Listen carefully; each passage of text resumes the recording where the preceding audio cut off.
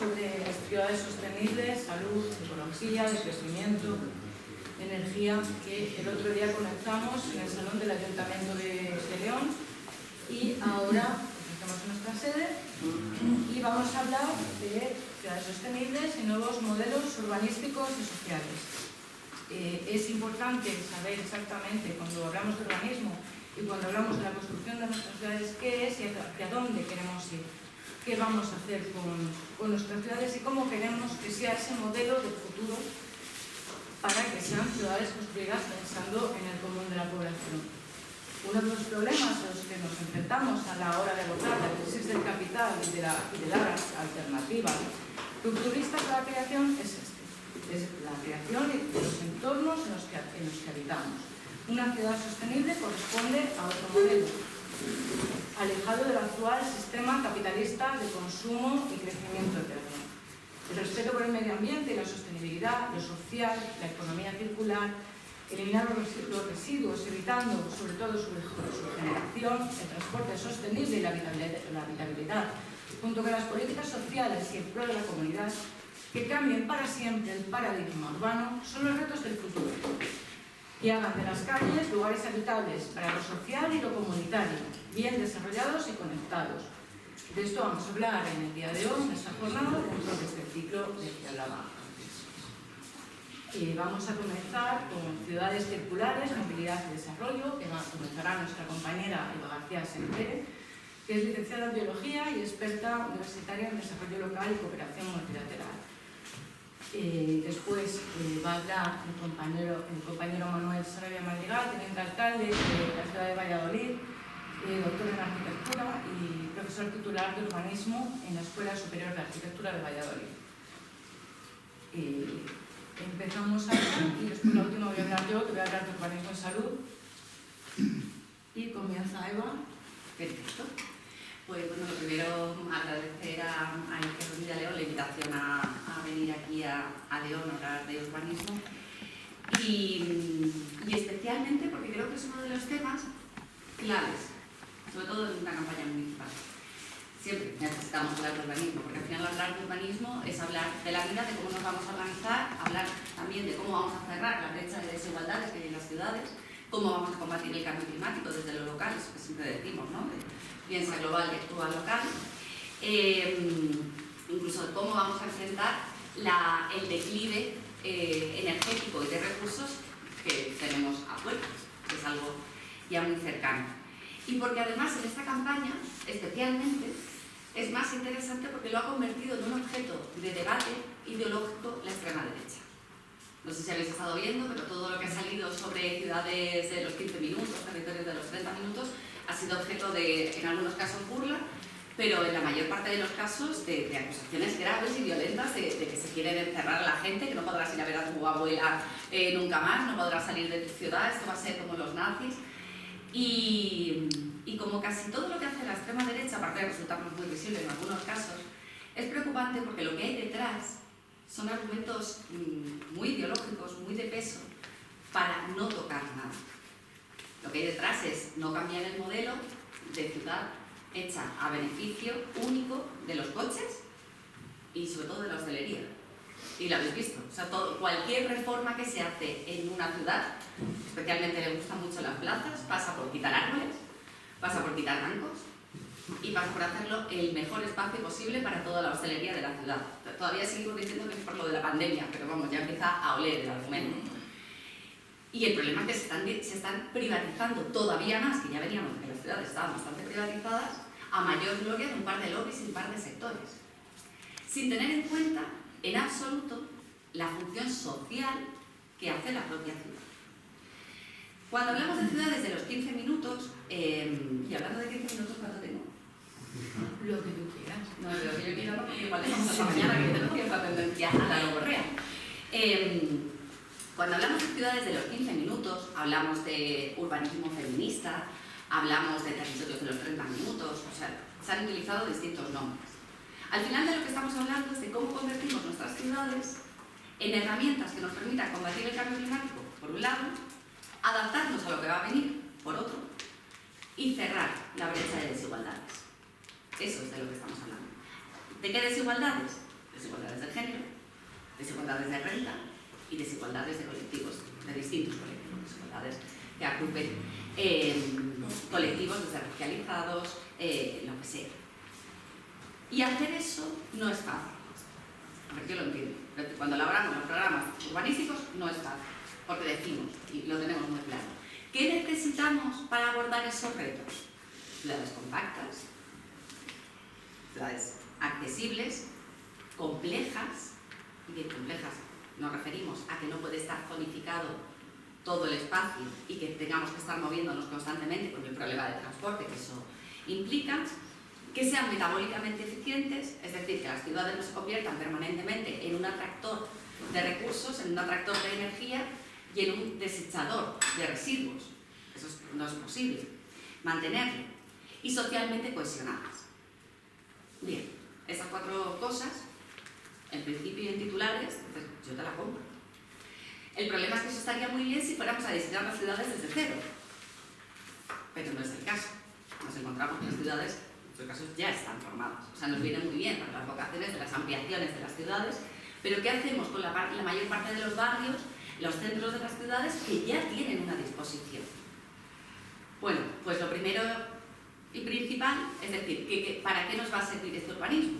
Esa es una pregunta que no se suele hacer, sobre todo en determinados ayuntamientos gobernados por determinados grupos. No tiene una vocación social. Tenemos que emprender determinadas medidas, es decir, ser metabólicamente eficientes. ¿Eso qué significa? Consumir menos energía. Hay que reducir el consumo de energía. ¿Eso cómo lo vamos a hacer? Hay algunas cosas que son más fáciles. Es decir, por ejemplo, utilizar los techos para captación de energía solar, que es muy importante porque me acabo de enterar hoy que está muy bonito que lo tenéis en el Palacio de Congresos, todo plagado de placas solares, pero no están enchufados. Es conveniente también enchufarlos, una cosa importante y hay que ponerlo en el programa electoral.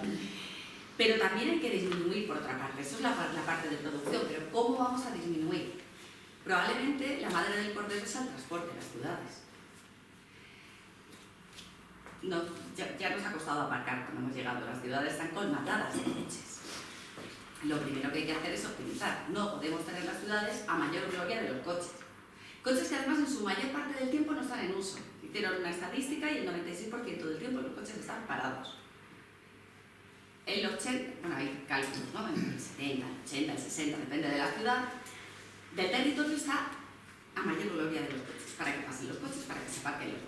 Coches que tampoco se están moviendo. Pues habrá que rediseñar las ciudades para que sean preferentemente peatonal, bicicleta, transporte público y al final el transporte privado. Bien, problema que nos encontramos con eso y esa creo que es una de las claves. Cualquier proyecto que pase por peatonalización, por supermanzanas, que ahora hablaré de ellas, o cualquier otro modelo y que implique sacar coches fuera, iniciamos la gran batalla cultural. Incluso nuestros normales aliados, potenciales aliados, dicen que yo no voy a poder aparcar en la puerta, ¿estamos locos?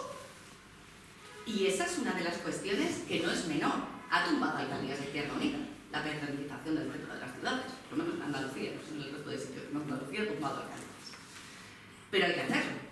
Hay que hacerlo primero, porque el declive de combustibles nos va a decir que no va a ser posible que todo el mundo tenga un coche. Porque si estuvo la semana anterior Turiel, que es grande donde los hay, lo explica muy bien, porque no vamos a poder tener cada uno un coche eléctrico. No, o sea, no. Despertemos de eso. No lo decimos ni siquiera nosotros, los ecologistas que echamos números y decimos que faltan minerales críticos, no va a ser posible. No, lo dicen los CEOs de las grandes empresas de automoción. No va a haber para todos. Con lo cual rediseñemos las ciudades para que lo que sí haya y para lo que sí puede haber sea el transporte público.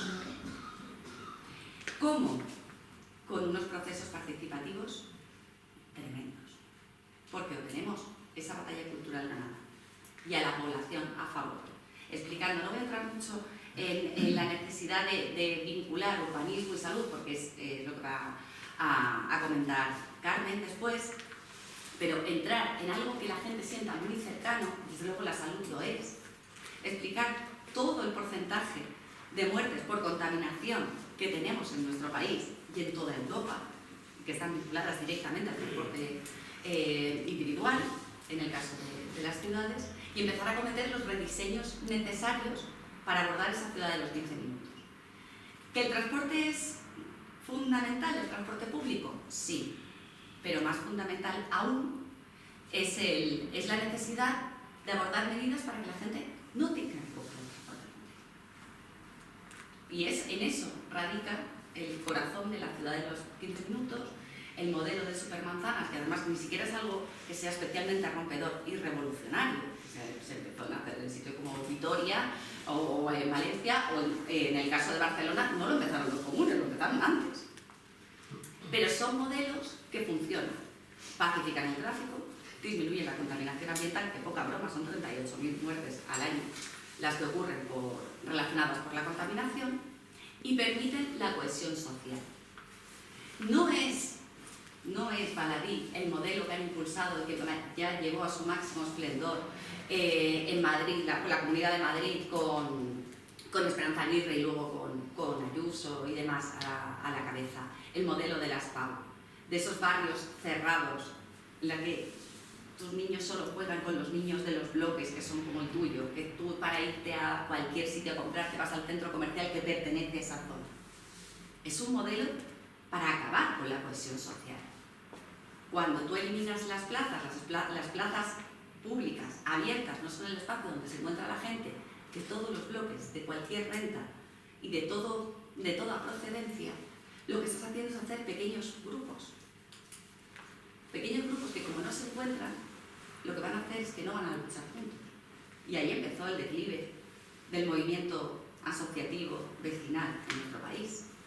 Al menos, yo de verdad que siempre hablo de Andalucía, a mí me van a perdonar el salto de... en fin, es así un poco muy mío. Pero es cierto que, por lo menos en el caso de Andalucía, vimos cómo se va desgregando. ¿Por qué? Porque no se encuentran. Cuando la gente no se encuentra es muy difícil que luchen por un modelo de ciudad unitaria. Lucho porque mi plaza, donde solo voy yo, está en las mejores condiciones. Pero la plaza donde van, y entendedme cómo lo digo, los gitanos, los moros, a mí esa plaza no se la cierra. Que pongan terrazas, que eso da dinero, que da vidilla y que el turismo tiene que venir. Y eso es un desastre a todas luces y evidentemente es el modelo de ciudad más insostenible que hay. ¿Por qué? Porque además en la eliminación de esas plazas rompemos la cohesión social, ya no hay espacios donde nos encontramos, pero también estamos abocándonos a nosotros mismos a un desastre sin parangón. Salió el último informe del IPCC que nos dice que la cosa está muy malita y que tenemos 7 años para disminuir a la mitad las emisiones de CO2 o vayan ustedes preparándose unos bonitos nichos. En resumidas cuentas, lo que nos va a quedar. Aunque paráramos ahora mismo todas las emisiones, es decir, no, lockout total, se cierra, no hay más emisiones de gases de efecto invernadero, ni CO2, ni metano, nada. Igualmente el acumulado que tenemos nos llevaría a que durante muchas décadas seguiríamos sufriendo los rigores del cambio climático. Ya lo tendríamos.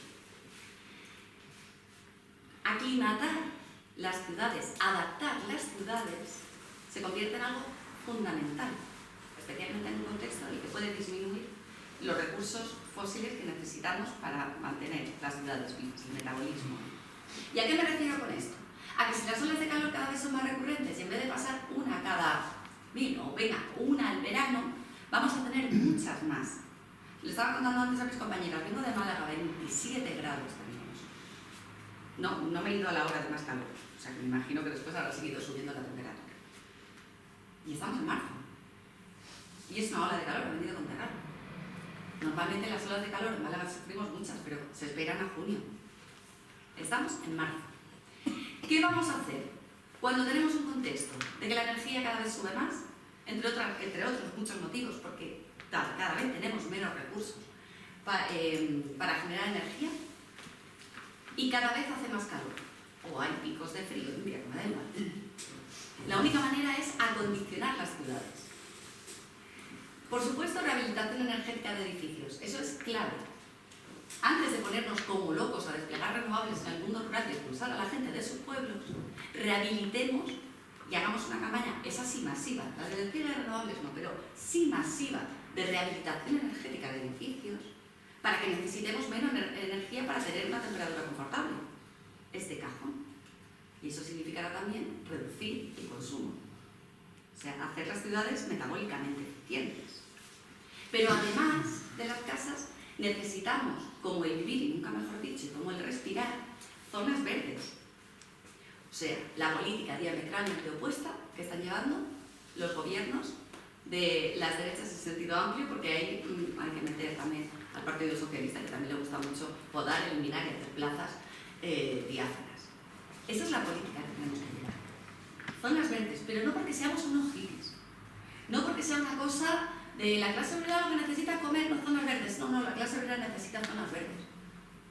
Porque si no fuera tan importante, la clase alta no se les habría quedado todas. Es evidente, me hace mucha gracia cuando sale con ese argumento.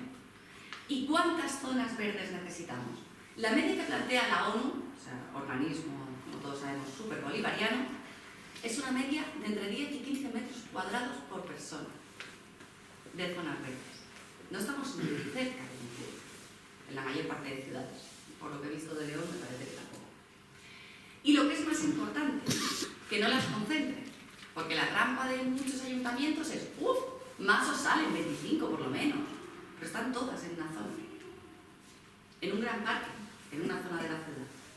No, queremos los 9 metros cuadrados equilibrados en toda la ciudad. Hay una propuesta que a mí me parece de las más interesantes, que es la del 330-300. No es fácil, requiere un cambio urbanístico importante en muchos casos, especialmente en los cascos históricos.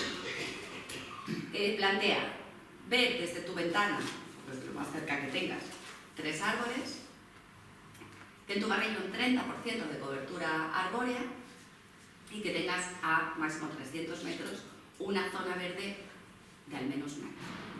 Algo grande. Una zona verde de verdad, no una rotonda, porque no sé aquí, pero el alcalde de Málaga cuenta como zonas verdes las rotondas y nos salen un montón. Pero claro, nadie se sienta en la rotonda. Esto que parece, y insisto, además muchas veces nos lo plantean como muy visible, esto que tendrá que ver con las desigualdades sociales, lo tiene todo que ver. Primero por lo que implica en salud, el tener zonas verdes cercanas. Salud física y salud mental. Estamos hablando de tener espacios de esparcimiento que te permita desconectar, recuperar un poco la paz.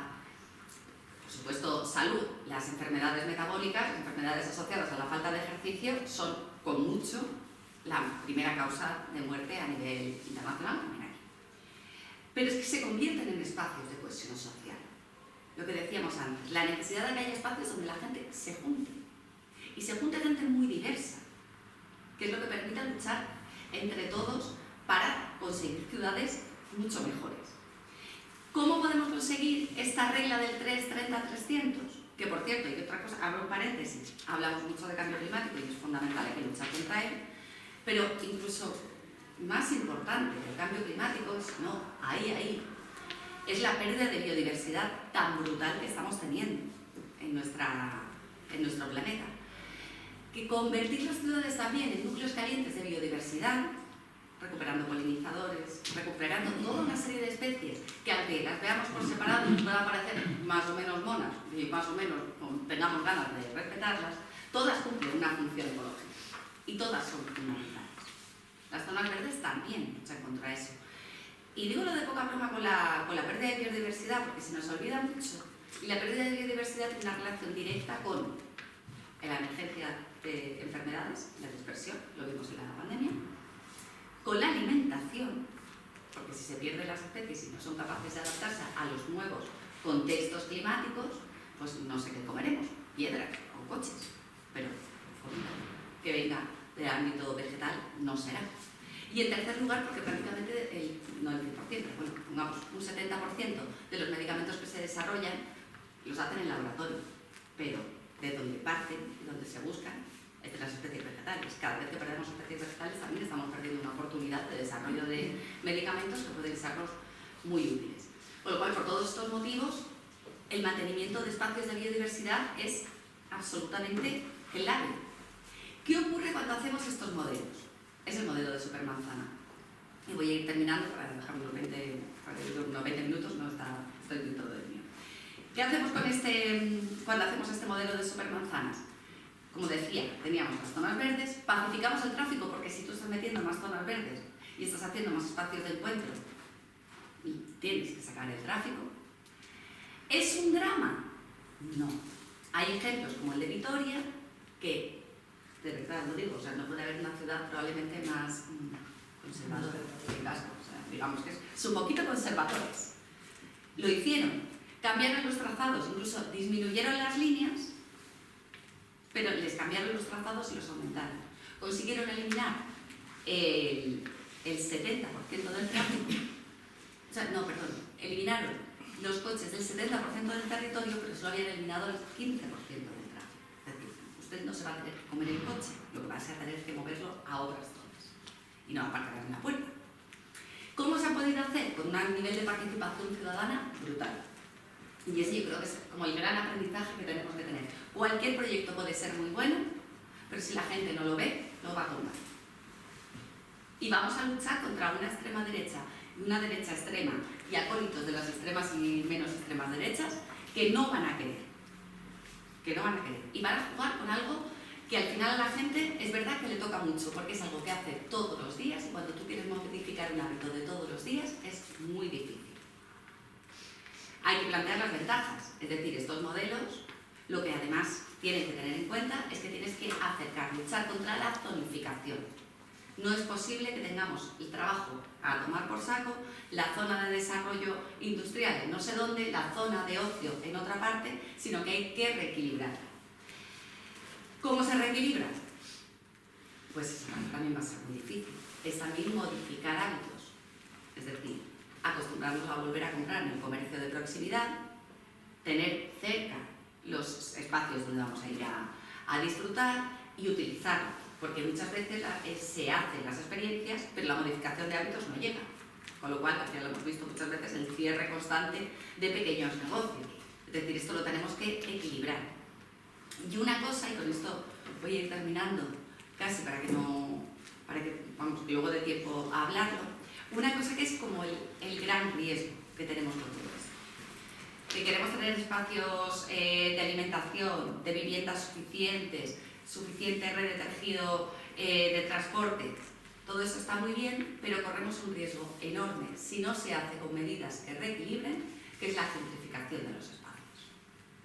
Hacemos una supermanzana muy bonita, o dos o tres, o las que sean, y el problema es que se revalorizan las zonas, aumenta el precio de las viviendas, se expulsa a la gente que vive ahí, y al final no pueden quedarse las siguientes generaciones. En algunos sitios se han resuelto incorporando la vivienda pública o la compra por parte del ayuntamiento directamente de viviendas para alquiler, equilibrando el precio de la zona, pero sobre todo permitiendo que aquellos que no tengan muchos recursos no se vean abocados a los guetos famosos de en este barrio van todas las VPO juntas, en este barrio van todas las viviendas sociales, sino garantizando que en cada una de esas zonas tiene que estar incorporado eso. La lucha contra la gentrificación es probablemente uno de los problemas más gordos que tenemos, junto con las viviendas turísticas, que no he entrado, pero que evidentemente no sé cómo estará aquí en León, pero es un problema gravísimo en prácticamente todas las ciudades, porque ya ni siquiera es una cuestión de capital, es una cuestión de ya casi cualquier ciudad, y los pueblos pequeños tampoco pueden acceder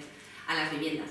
Hay que regular, por supuesto, los alquileres, hay que regular los pisos turísticos, pero también hay que emprender medidas concretas de lucha contra la gentrificación, que no tienen que ver con los dos anteriores, aunque pueden estar relacionados, pero sí tienen que ver con el aumento del precio de las viviendas, y que no sea una cosa que es lo que está ocurriendo ahora mismo. Los mejores barrios con mayores índices de zonas verdes, con mejores conexiones de transporte público, suelen ser aquellos barrios de renta más alta. Lo cual si empezamos a hacer una modificación urbanística, empecemos por las zonas, los barrios que están en una situación de mayor vulnerabilidad.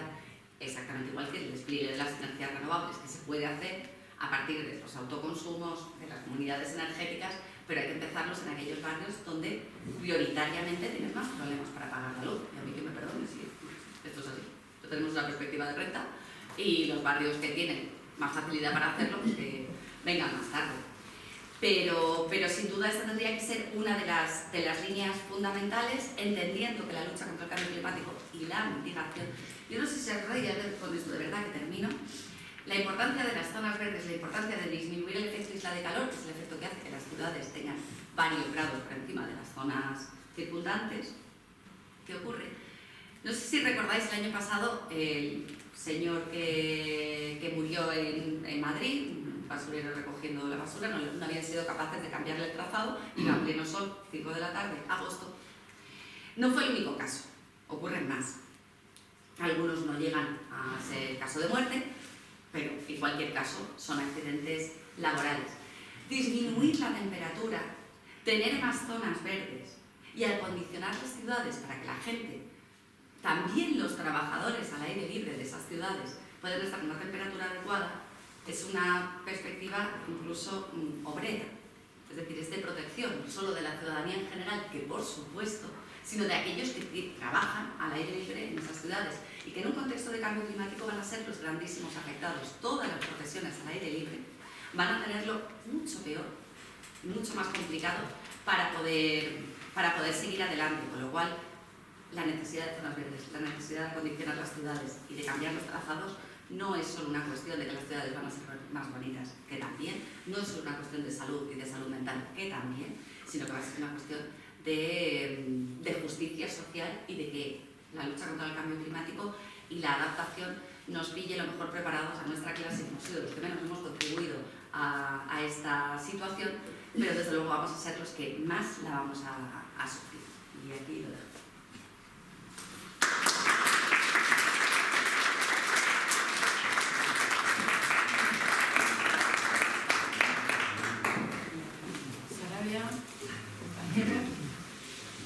Bueno, buenas tardes, muchísimas gracias por la invitación, también por la charla de Eva, que yo creo que me da pie para varias cosas, para comentar varias cosas. Vamos a ver, lo que he previsto es media docena, 7 en realidad, puntos de propuestas que son directamente, creo, directamente aplicables. De hecho, la mayoría estamos haciéndolas o intentando ponerlas en marcha, ahora diré en qué punto están en Valladolid.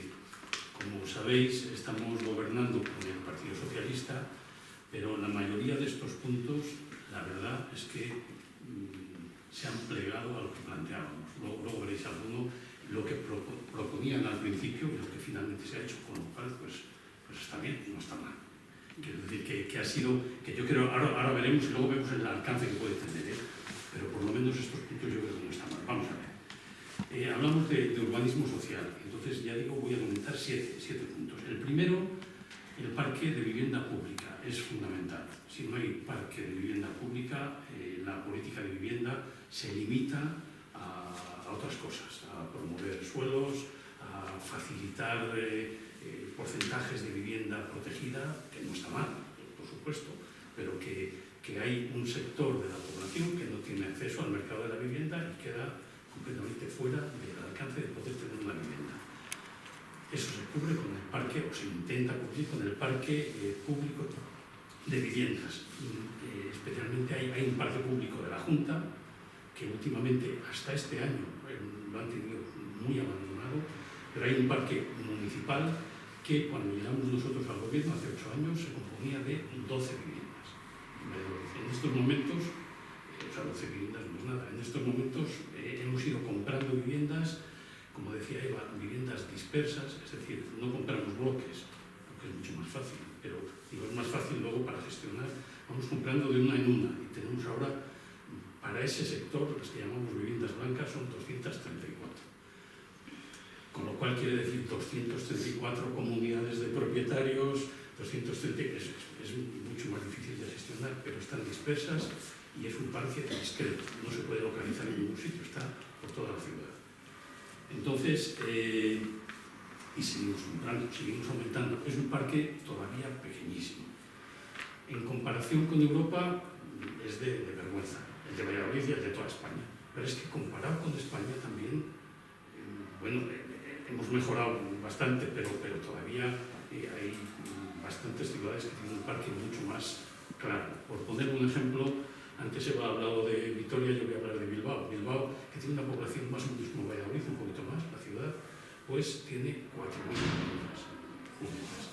Nosotros, sumando todo, las viviendas que teníamos en alquiler, los alojamientos provisionales, tenemos 500, sumando todo. Ya digo, lo de viviendas blancas son 234, pero sumando todo lo demás hasta 500, es decir, es un parque pequeñísimo. Y llega no ya al 2%, sino ni siquiera al 1%, es una pérdida. Y ese hay que hacer un esfuerzo. ¿Y cómo se hace esfuerzo? Invirtiendo. O sea, presupuesto. Es verdad, ya digo, es una propuesta que llevábamos y hemos conseguido dedicar 3 millones de euros al año a la compra de viviendas, pero muy poco, sin fin público. Vale. Uno, parque público de viviendas y especialmente... bueno, y esas viviendas son viviendas en alquiler, o sea, es un parque de alquiler. No es un parque como estos de servicios sociales que dan una vivienda, pero te van siguiendo si llevas... los niños están escolarizados. No es eso, es un parque de alquiler. Lo que pasa es que el alquiler tiene unas condiciones y que depende que en ningún caso sea más del 30% de los ingresos, una baremación teniendo en cuenta la familia, la dependencia, etc. Y entonces, al final, pues esos alquileres, el más bajo que pagan son 30 euros al mes y el más alto creo que son 200 y pico. O sea que es un parque asequible, relacionado con los ingresos que tiene, pero un parque de alquiler. Yo creo que ese es un punto que se puede hacer y que yo creo que no está mal. Claro, no lo puedes localizar, con lo cual no está visible, ya digo que es discreto, no puedes, por supuesto, ni inaugurar ni entregar llaves, pero yo creo que es lo que tiene que ser. Vale. Segundo, barrios, actuación en barrios. También hablaba Eva de la rehabilitación energética, que hay que hacerla, y que es obvio y que hay que hacerla masiva, y es verdad. Pero hay un tema que son los barrios que se dan a llamar vulnerables o más vulnerables. Por decirlo de alguna manera, son los barrios más difíciles, por decirlo de alguna manera. En Valladolid hay unos cuantos, pero especialmente hay dos muy claros y estamos actuando en uno. El otro va un poco más atrasado. ¿Qué es lo que estamos haciendo ahí? Pues lo que estamos haciendo es el 29 de octubre. Que además a veces cambiamos el nombre. El 29 de octubre es una fecha de estas de falange y se sigue llamando 29 de octubre. Pero bueno, es dificilísimo cambiar, ¿eh? En Valladolid tenemos todo, 29 de octubre, 4 de marzo, bueno, entonces en este barrio lo que hacemos son viviendas de 4 plantas y lo que estamos haciendo es actuar en la cubierta para evitar humedades, en la planta baja sacando, las arquetas están dentro de las viviendas de la planta baja, sacándolas fuera, saneando todo el entorno y actuando en las fachadas y en las ventanas. De manera que la mejora desde el punto de vista energético es brutal, vamos del 70% la reducción de emisiones. Entonces, ¿cómo lo estamos haciendo? Y aquí es donde viene el punto crítico, por decirlo de alguna manera, gratis. Es decir, no tiene que pagar ni nada, no se mira a ver las circunstancias de la propiedad, lo cual es muy complicado, como veis. Hemos tenido problemas, nos han denunciado, nos han dicho, pues, dais viviendas a los que pegan tiros. O sea, digo, ha sido muy problemático, pero lo estamos haciendo así. Entonces, sé que es difícil de defender porque los del otro lado de la última calle dicen, yo también quiero, y no se puede hacer en toda la ciudad, está claro. Pero si no se hace así, antes la propuesta que había, la que planteaba el Partido Popular, era expropiar el barrio 29 de octubre, son 550 viviendas, expropiarlas todas, demolerlas todas, construir, densificar la zona, construir todo viviendas nuevas y a los propietarios que estaban anteriores les daban acceso a una vivienda de las nuevas, pero tenían que comprar el garaje y el trastero, que eran 20.000 euros. Y había un montón de propietarios que quedaban descolgados por problemas jurídicos y había muchos que no podían pagar los 20.000 euros y quedaban descolgados también. Y luego además lo que hacían era que lo realizase una promotora, una empresa, que se hiciese cargo aumentando la densidad para que con el exceso de densidad pudiesen vender esas viviendas y financiarse la otra actuación. Nosotros lo que dijimos es mantenemos a la población dentro de la gentrificación, yo lo veo así, mantenemos a la población y se mejoran las condiciones de vivienda de esos ámbitos. Luego sí que es complicado, pero yo estoy bastante satisfecho. Nos está costando muchísimo trabajo, eso también lo digo. Nos está costando trabajo hacer las obras. O sea, hace 2 días, en la siguiente fase, pues no se ha presentado ninguna empresa, porque estaba bien pagado. No se presenta porque no es fácil hacer las obras. Bueno, ya está. Vale. Tercera propuesta que yo creo que es viable y que está bien, que es los accesos a la ciudad. En todas las ciudades hay del mundo, pero vamos, en España hay una especie de cinturón de hierro que son donde de ahí para adentro hay calles peatonales, espacios de andar, más o menos mejor o peor cuidado, pero las aceras se van ensanchando, hay que cumplir la ley, etc. De la ciudad para afuera, en el campo, pues hay caminos, lo que sea, pero en los alrededores, en ese cinturón, es terrible. Ahí es donde están las rondas, donde entran las carreteras y la gente anda por las carreteras de una manera totalmente precaria, y entonces lo que estamos haciendo es proyectos y obras, en algunos casos las primeras, de carril bici y senderos peatonales en todos los alrededores, en todo alrededor de la ciudad. Y ya está. Hay uno, vamos, que lleva tiempo también, porque claro, pues hay carreteras que de salida pues, no es fácil añadirle una banda, etcétera, pero lo estamos haciendo. Entonces yo creo que eso es importante también y que es crítico, sobre todo para todos los que se mueven en ese borde urbano. Se puede ir en bici y andar. Cuarto, en temas de infraestructuras. Aquí pongo un ejemplo también que es estamos muy contentos, que es la remunicipalización del agua. En Valladolid el agua lo llevaba Arcona, es decir, el agua de Barcelona, y cuando se consiguió en el año 2017 liquidar ese contrato y remunicipalizarlo. Hubo también bastante conflicto, decían que iban a ir todos los trabajadores a la calle, en fin, que iba a ser que se iban a subir los precios del agua, y no ha sido así. Ya funcionó y funcionó muy bien. Luego también se ha municipalizado la parte de los cementerios públicos de Valladolid o de Nevasa, y finalmente el aparcamiento de la Plaza Mayor. O sea, ya puestos a municipalidad, estamos ya con esa pulsión, pero vamos, lo fundamental de ello es el agua. Quinto punto. El quinto punto relacionado con la participación, también habló antes Eva. Hemos puesto en marcha presupuestos participativos. Hay 5 millones de inversión, de las inversiones que se distribuyen por la ciudad, 500.000 euros en cada una de las zonas, y se decide por los vecinos. Tiene que ser legal, hay un informe, ¿no?, del coste, de si hay algún problema funcional, y tiene que ser actuaciones legales, pero se decide por los vecinos, aunque a un técnico le pueda parecer mal, o a nosotros, o a cualquiera le puede parecer mal, si es el que tiene más votación y a nivel legal y funcional, se lleva a cabo. Con lo cual, pues también la ciudad se va poblando de ese tipo de actuaciones de presupuestos participativos. Sexto, también relacionado con algo que ha dicho Eva, en Valladolid tenemos aprobado un plan de acción contra la contaminación, que cuando se superan determinados índices se van cerrando ámbitos al tráfico. Eso lo hemos puesto en marcha ya en varios momentos, pero ahora con lo que estamos con la zona de bajas emisiones, con un lío, imagino que aquí en León no tiene muy parecido, un lío monumental, porque dicen que es grandísimo, que hay que reducirlo, prácticamente lo que dicen es que se reduzca al tamaño de la Plaza Mayor.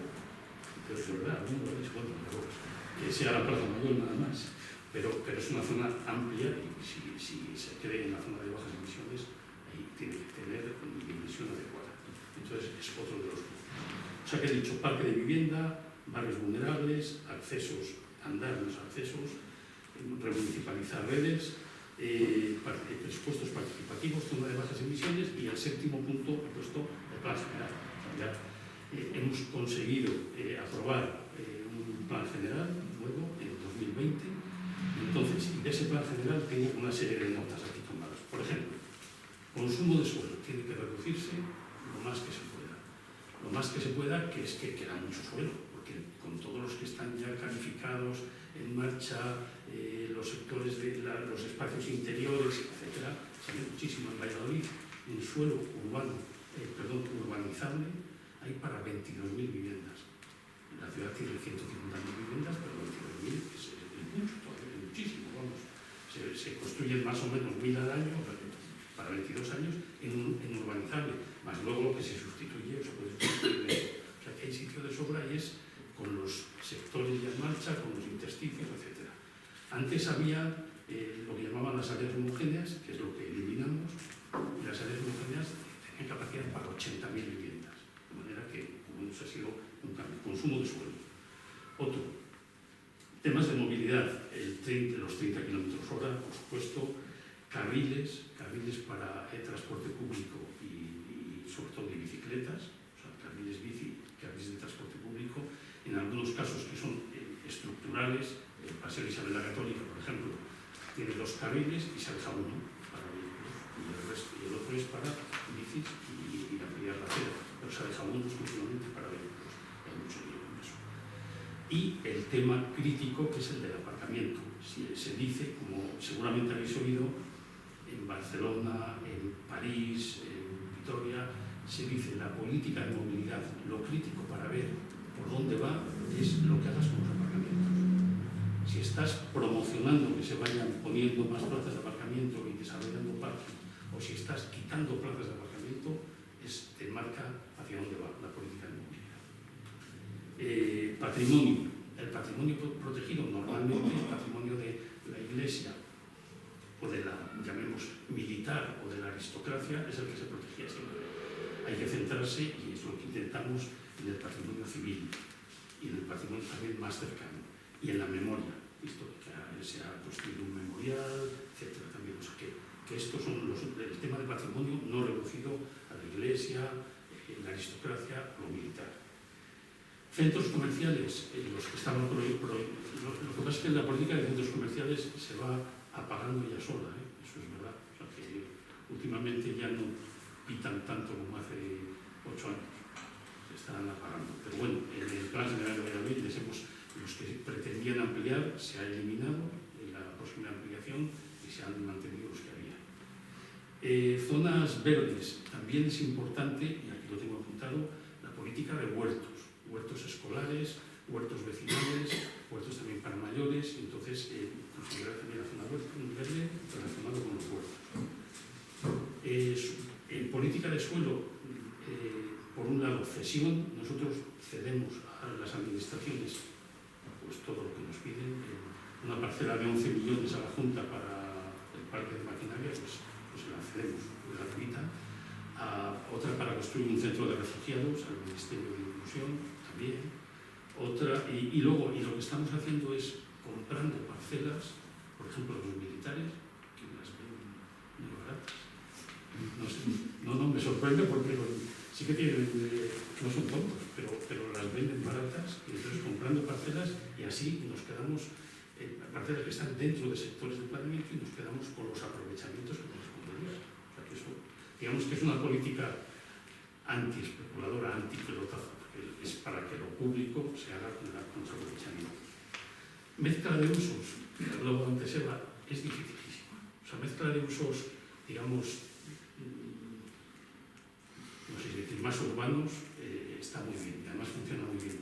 Pero industria de la de verdad no digo de la pesada, digo no la pesada, pero industria de residencia es dificilísimo.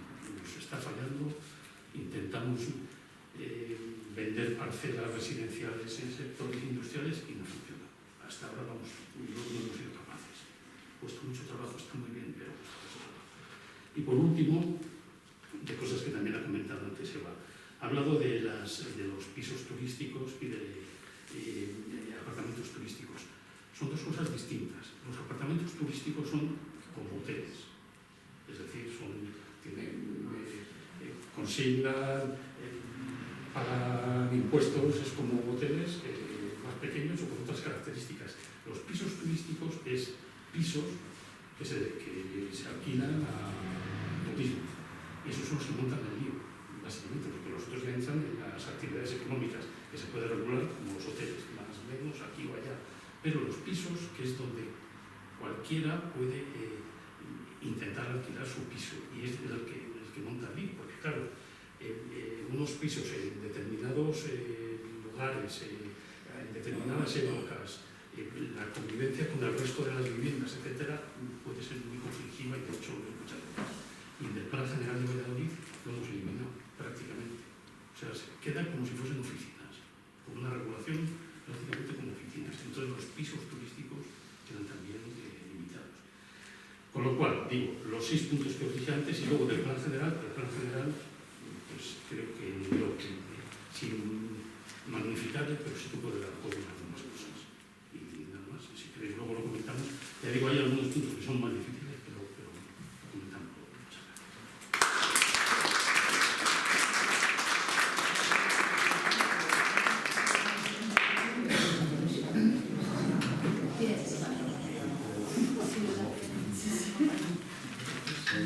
En clave general se suele decir que hay 10 años de diferencia entre la gente de esperanza de vida, entre la gente que vive en un barrio y en otro. Esto no es exactamente así porque hay otros determinantes dentro de estas cifras, pero sí que existen esas cifras, sí que están basadas en estudios reales. Por eso es importante abordar la importancia del urbanismo como determinante de la salud. Es muy importante la construcción de ciudades saludables a través de modelos urbanísticos, sociales y sostenibles para mejorar la calidad de vida de las personas. Es fundamental recalcar que en salud, porque no se suele hacer, se suele pensar que la salud solamente tiene que ver con el sistema público sanitario, que es muy importante, pero el sistema público sanitario solamente tiene un 10% de incidencia en la salud general de la población, un 10%, mientras que el urbanismo y el entorno tienen un 25% de incidencia en la salud general de las personas. Entonces, no podemos poner todas nuestras inversiones en un sitio, no podemos seguir invirtiendo solamente en una cosa y además de la manera en la que lo estamos haciendo, porque el modelo sanitario ahora mismo va a siendo insostenible y está mal planteado desde principio a fin, sino que tenemos que empezar a intervenir en esa parte tan importante, ese 25%, que es lo que influye el urbanismo y el entorno urbano o rural en el que vivimos las personas.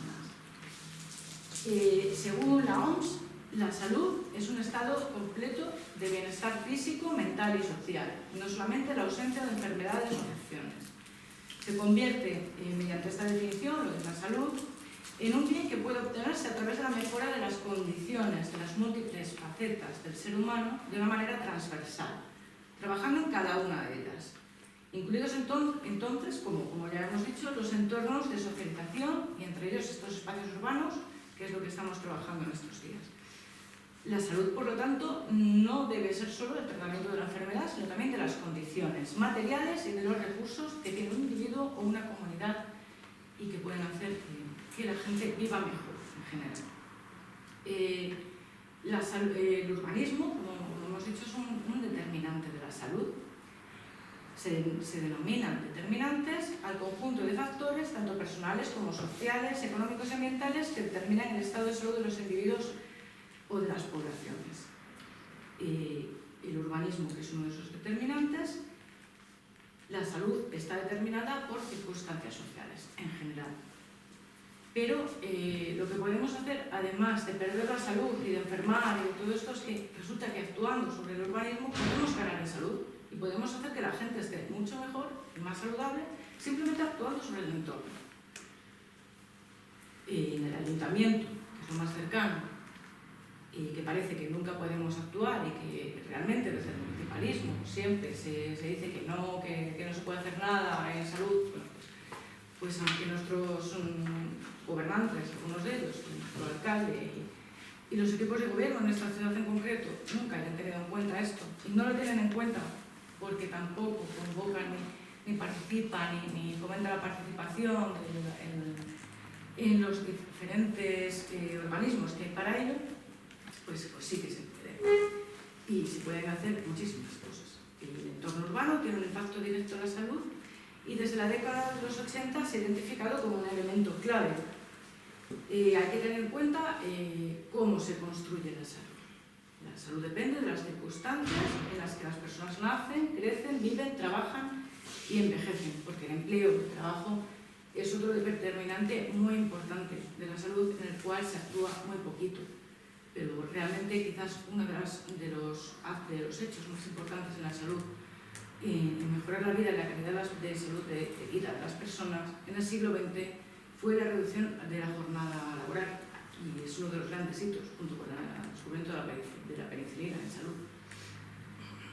A su vez, en un contexto decrecentista, donde las grandes urbes se muestran poco sostenibles, como ya hemos visto, e ineficaces a la hora de satisfacer las necesidades de la población, los retos del urbanismo y del municipalismo en concreto del futuro pasan por repensar esas ciudades y de hacerlo bajo criterios sociales, de justicia y de equidad, porque la justicia y la equidad están totalmente relacionadas con cómo vivimos, cómo nos sentimos y con la salud en general de las personas. Más del 55% de la población mundial vive en zonas urbanas. Esta proporción va a ir aumentando con los años según lo previsto.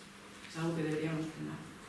Casi el 40% de los residentes en zonas urbanas carece de acceso a servicios de saneamiento gestionados de manera segura a nivel global en el mundo. En las zonas urbanas, según estimaciones, el 91% de las personas respira aire contaminado a día de hoy. Los sistemas de transporte urbano mal organizados generan amenazas constantes a la salud de las personas, que parece que no lo vemos, pero las empresas sí que trabajamos mucho con estas cosas de prevención de riesgos, pero en la ciudad como que bueno, no pasa nada porque la responsabilidad más de todo pone de nada. Y traumatismos que se producen por los accidentes de tráfico, la contaminación acústica, que también es importante, dificultades para desarrollar nuestro día a día, la actividad física sin riesgos, lo que da lugar a enfermedades no transmisibles y a los traumatismos que decíamos, y algo que hay que empezar a hablar sobre ello, que es la contaminación lumínica, y que en ese momento, de hace unos años, que parece que fue el boom de poner LEDs y luces muy brillantes, blancas, bueno, pues esas luces tan brillantes y tan blancas son bastante malas para la salud en general de las personas, para el medio ambiente y para los enfermos y las enfermas crónicas de algún tipo de enfermedades, pues son especialmente dañinas, y me hallo entre esas personas y la verdad que ya cansa. Se prevé además que la constante urbanización convertirá a las ciudades en epicentros de propagación de enfermedades por vectores. Lo hemos visto con el COVID. Con la COVID, bueno, de repente nos hemos dado cuenta de que en los grandes núcleos pues se transmitía mucho, teníamos que estar todos encerrados en casa, en las zonas rurales había menos transmisión de enfermedades, sobre todo en las ciudades donde hay mayor hacinamiento, en los barrios donde hay mayor hacinamiento y menos espacios verdes, donde la gente pueda relacionarse al aire libre de una manera cómoda y funcional. Además, las ciudades consumen más de los 2/3 de la energía del planeta y representan más del 60% de las emisiones de gases de efecto invernadero.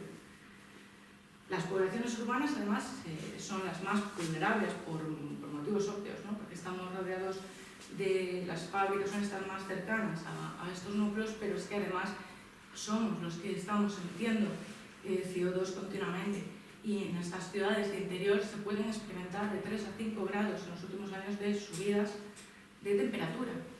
5 grados en una ciudad como puede ser Málaga es tremendo. 5 grados en León es tremendísimo, pero en Málaga ya la temperatura en Sevilla o sitios así, tanto es así que plantaciones o el tema de la agricultura se va a ir trasladando hacia el norte, donde además la escasez de agua en el sur, bueno, pues vamos a tener que replantearnos realmente toda nuestra vida. El panorama general de enfermedades en entornos urbanos, la importancia de la salud pública que hay que desarrollar, que en los últimos años parece que nos metemos mucho en los hospitales y nos olvidamos de la salud comunitaria tan importante, que de repente nos descubrimos en la pandemia que había organismos que se dedicaban a esto. Después de años de haberles quitado dinero, de haber estimado los presupuestos para salud pública y salud comunitaria y para este tipo de cosas, en la Junta de Castilla y León ha habido graves problemas con esto y realmente no se está haciendo prácticamente nada en salud en este grupo. El incremento de la carga de morbilidad por enfermedades no transmisibles, en las que juega un papel importante y fundamental el desarrollo desigual de la ciudad. Los brotes de enfermedades infecciosas, la violencia y los traumatismos. Todo esto no pasa igual en unas zonas que en otras. La gente con dinero vive en sitios donde es más seguro vivir, pero no solo más seguro, sino que es mucho más saludable. Las enfermedades no transmisibles, que además hay, por ejemplo, cardiopatías, asma, cáncer, diabetes, que se agravan debido a las condiciones de vida y el trabajo insalubres. Espacios verdes insuficientes, islotes de calor urbano, escasez de espacios para hacer deporte. Vemos que en zonas como puede ser en León, el desarrollo de la Palomera o de esa zona, Polígono La Torre, todo esto, y por el otro lado Eras de Renueva, pues sí tenemos. Los que vivimos ahí espacios para correr y para hacer lo que nos dé la gana. Nos ponen aparatos, arbolitos, aunque las podas ya veremos cómo las hacen, pero bueno, realmente son zonas donde tú puedes salir a correr si quieres, tienes pistas de todo, tienes máquinas de todo tipo. En el centro, o en el Crucero, o en Armonía, o en San Esteban, pues la cosa se complica bastante, la verdad. El calor también es mayor en esas zonas porque no disponemos de espacios verdes. La prevención de traumatismos a la hora de hacer urbanismo. Eso es importante, tanto los accidentes de tráfico como la violencia, y que además afecta particularmente a grupos vulnerables. El desarrollo de la transmisión de enfermedades infecciosas, como ya vemos la COVID, se propagan en entornos especialmente de pobreza y guardan relación con las viviendas insalubres y la gestión deficiente de los residuos y los servicios de saneamiento. Que de eso tenemos muchos sitios donde las plagas campan a sus anchas porque el ayuntamiento, a pesar de ser suyas los sitios, los solares, pues no se molesta en segar porque total hay 4 vecinos por ahí y hay pocos votos. Pasaba en Cantamilanos y es muy habitual en Cantamilanos, de hecho que hay incendios casi todos los veranos. La desigualdad en zonas urbanas es importante trabajarla, y a mí me gustaría que en las concejalías de urbanismo, en los sitios donde se desarrollara y se trabajara el urbanismo, se incluyera dentro del equipo técnico salubrista. Y es muy importante porque realmente muy poquita gente, muy poquitos políticos y muy poquitos concejales tienen en cuenta este tema. Realmente lo toman como tengo que segar, bueno, venga, mandaré a la cuadrilla, a ver si se callan los vecinos, qué pesados, limpio las calles, bueno, no las limpio, así es por los incendios, que se va a quemar. No le dan importancia a la salud de las personas y no saben realmente hasta dónde pueden intervenir y cuál es la importancia que tiene el urbanismo en la salud de todas nosotras. Y eso, que yo creo que sería muy importante porque no hay ni tampoco van cuando se reúnen los consejos. Realmente tampoco es que les importe, les interese mucho el tema. Creen que el urbanismo es poner carreteras o poner asfalto, o llamar a tu amigo, como está pasando, y poner vallitas de cemento y quitar árboles. Los puntos de intervención en las ciudades, ¿no? Primero, en el propio diseño de las ciudades, ¿cómo está hecho? Claro, esto es mucho más fácil en los entornos donde están en crecimiento o que son expansores de la ciudad y que empiezan de cero todo. Como decía la compañera, esto es fácil. Lo difícil es hacer esto en entornos que ya están creados, sobre todo en los cascos históricos. Pero se puede hacer. En los servicios y dotaciones, no solo sanitarios, intervenimos en las dotaciones deportivas, en los espacios verdes, en el alumbrado, la seguridad, las fuentes de agua, aseos públicos, que parece que es algo que no ha habido manera. En esta ciudad se ha pedido muchísimo. La accesibilidad, el transporte, las infraestructuras para el tránsito, los desplazamientos a pie o en bicicleta, la comodidad y el fomento del ocio saludable, el formato de ciudad, su arquitectura, la promoción de la vida comunitaria en espacios públicos es fundamental.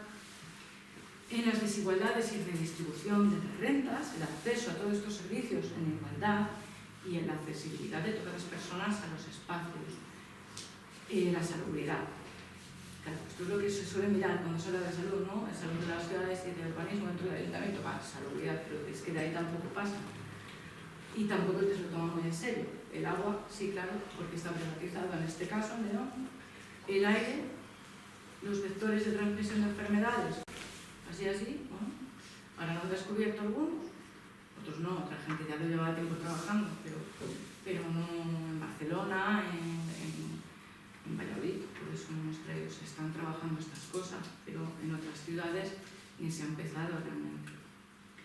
Y el control de enfermedades infecciosas junto al sistema público de salud, porque la salud tiene que ser algo colaborativo y transversal, y no lo está siendo.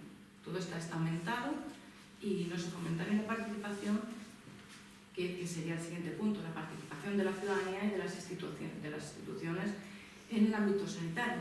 Y que sí hay fórmulas ya establecidas de participación, pero no se utilizan ni se fomentan. Ni en muchas ciudades se llaman a los consejos de salud. La necesidad de participación de la población en la toma de decisiones sobre su propia salud, además tiene un componente didáctico, que es fundamental. Ese componente didáctico, la gente en las cosas en las que participa, las hace suyas y progresan. Y entonces ahí sí que se trabaja. La participación comunitaria es importante. En los años 70, con una sociedad fragmentada por las desigualdades sociales y un distanciamiento entre la ciudadanía y las instituciones, se empezaron a abrir espacios de participación desde una nueva posición conceptual de la salud, con una perspectiva social que fue asumida por organizaciones y diversos informes que se realizaron, un montón de ellos, como el de Alma Ata, Ottawa, Yakarta. La gente que trabajamos en la plataforma de sanidad nos suenan mucho estos nombres, pero porque tienen unas declaraciones preciosas y que después es muy difícil que se lleguen a cumplir, que realmente se lleven a la práctica.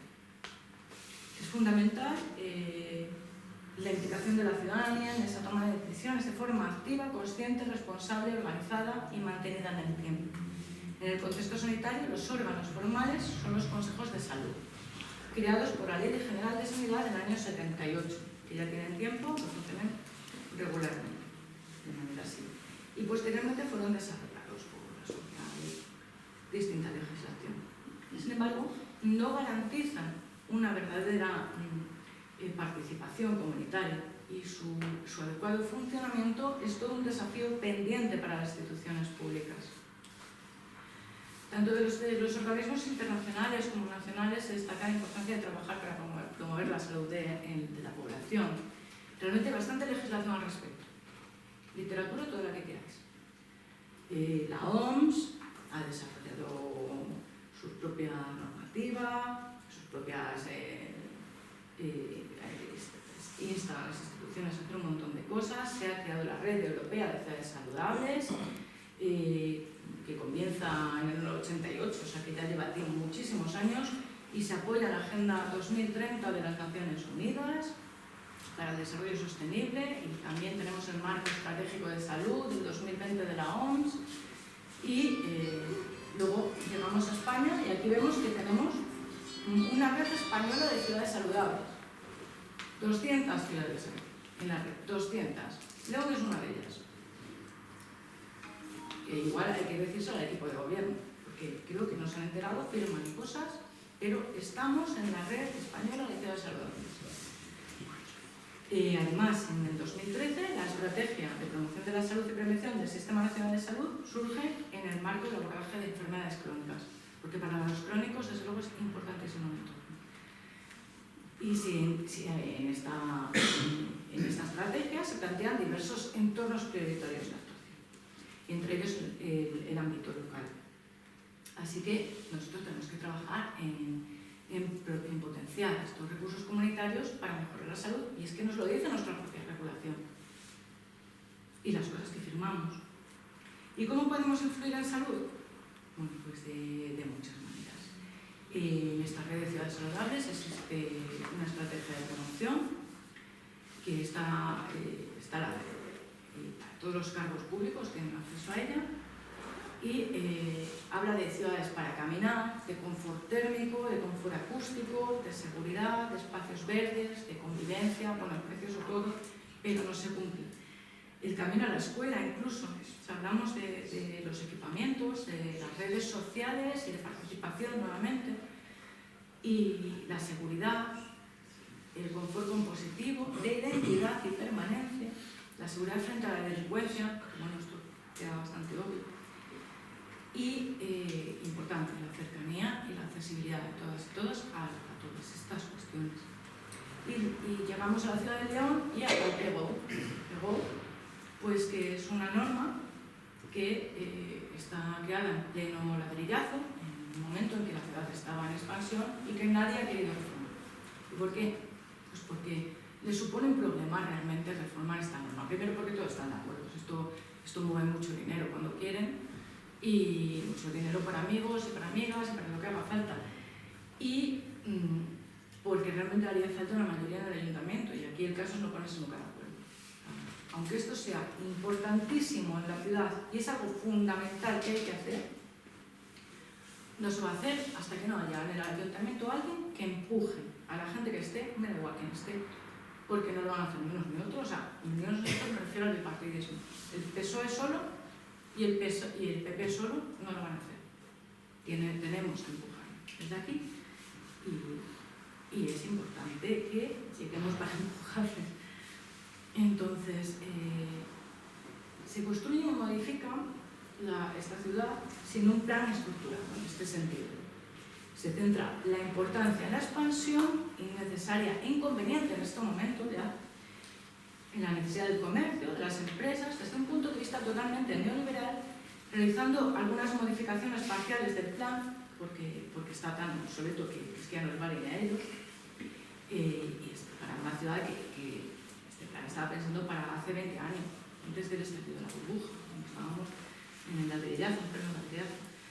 Así que cada vez es mayor la sensibilización hacia estos temas, y cada vez se tiene en cuenta más por los urbanistas, pero cómo planteemos las ciudades, según cómo lo hagamos, vamos a beneficiar a una clase social a otra. Esto está muy claro. Esto es una lucha de clases y también se da dentro del urbanismo. Es una cuestión política, no es una cuestión técnica. Realmente lo que queremos hacer con nuestra ciudad y cómo queremos vivir es una cuestión que tenemos que desarrollar y hacerla desde la ciudadanía. Margaret Mead, que era una antropóloga, dijo que el primer signo de civilización, y muy acertadamente para mi entender, no sé lo que pensaba mi compañero arqueólogo al respecto, pero el primer signo de civilización fue un fémur encontrado soldado, ¿no? Eso significa que alguien se molestó lo suficiente como para cuidar a otra persona, la sociedad o el grupo en el que estaba esa persona decidió sacarlo adelante, a pesar de que en esas sociedades, pues en principio la naturaleza se desarrolla más fuerte, y entre todos y entre todas los que estaban alrededor decidieron cuidarlo y sacarlo adelante y salvarle la vida. Pues hagamos lo mismo con las ciudades y vamos a luchar para salvarle la vida a todos y a todas, para que todos seamos iguales y podamos vivir en equidad en una ciudad para